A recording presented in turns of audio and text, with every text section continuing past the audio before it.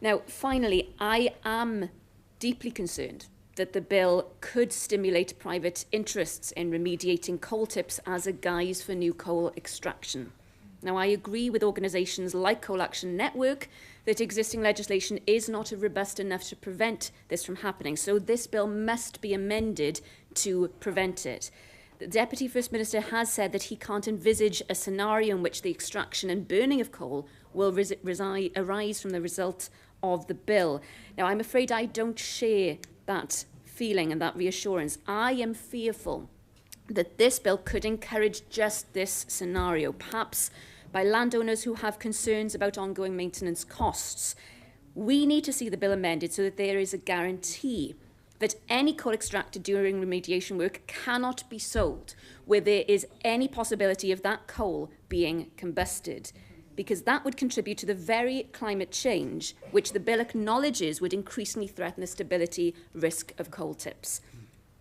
We cannot allow coal tips to become new coal mines, to allow our valleys to be plundered again for coal, to turn our landscapes into a parade of profit, making public safety an afterthought to money.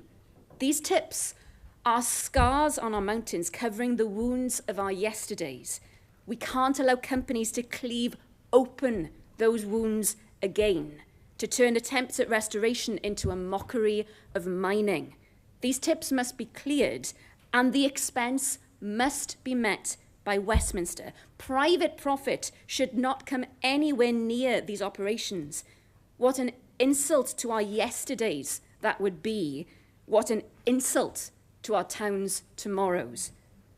There is a live example of this, of course, in Bedwas, where there is a real possibility we could see a private company remediating coal tips and financing it through coal extraction. The leader of RCT Council has also said that the council is regularly contacted by private companies with offers to remediate disused tips owned by the council.